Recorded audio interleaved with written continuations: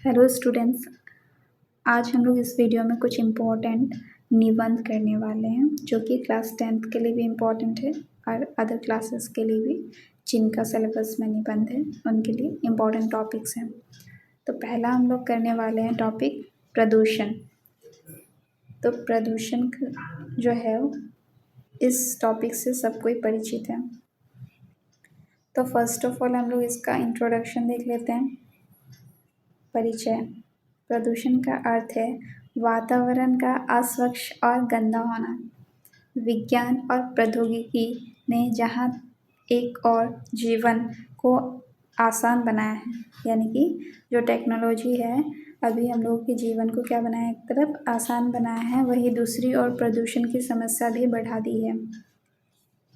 प्रदूषण से हमारी प्रकृति यानी नेचर जो है वो स्वास्थ्य और संपूर्ण जीवन प्रभावित हो रहा है।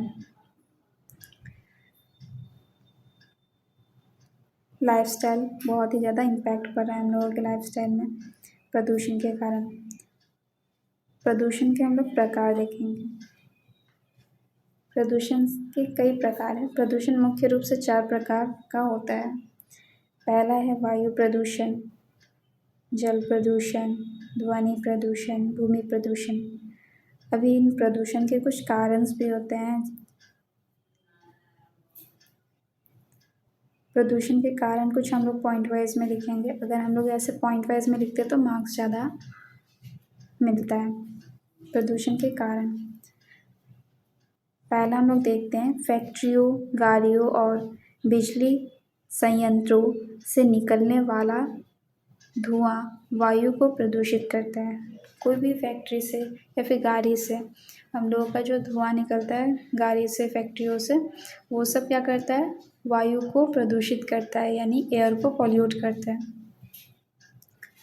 नेक्स्ट है कारण तुम्हारा गंदा पानी और कचरा नदी और जमीन में डालने से जल और भूमि प्रदूषित होता है। कोई भी गंदा चीज़ जो है वो पानी में अगर डाला जा रहा है या फिर कोई कचरा नदियों में बहाया जा रहा है या फिर कोई कचरा ज़मीन में डाला जा रहा है तो उससे हम लोग का क्या होता है, जल में अगर डाला तो जल प्रदूषित होता है। अगर भूमि में अगर कोई गंदगी डाला जा रहा है तो वो भूमि प्रदूषित करता है।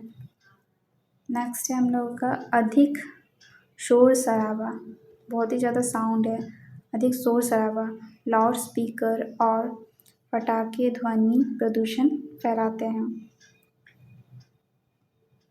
प्लास्टिक और अन्य अवशिष्ट भी प्रदूषण के बड़े कारण हैं। प्लास्टिक हो गया और इस तरह का और भी जो है अन्य अवशिष्ट भी प्रदूषण के बहुत ही बड़े कारण हैं। अभी हम लोग कारण पढ़े थे प्रदूषण के कारण। अभी इसका प्रभाव क्या पड़ता है पर्यावरण में, इसका प्रभाव क्या पड़ता है, प्रदूषण के प्रभाव।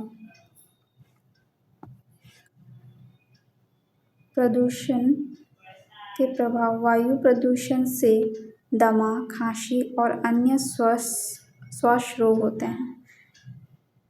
किसी इंसान को दमा हो सकता है, खांसी हो सकता है, ऐसे बहुत सारे अन्य श्वास रिलेटेड प्रॉब्लम जो है वो हो सकता है वायु प्रदूषण के कारण।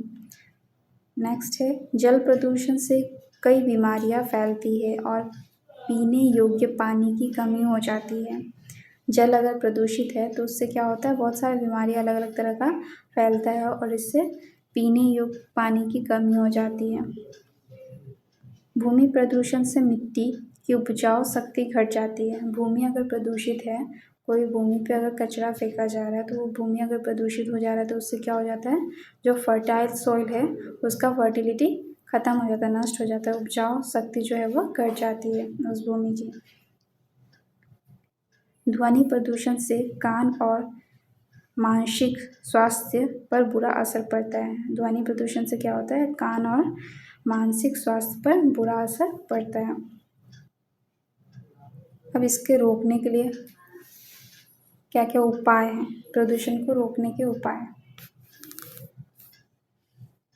पहला हम लोग देखेंगे अधिक से अधिक क्या करना चाहिए, हम लोग को वृक्षारोपण करना चाहिए। वृक्षारोपण का मतलब प्लांटेशन करना चाहिए, प्लांट का पौधा लगाना चाहिए यानी।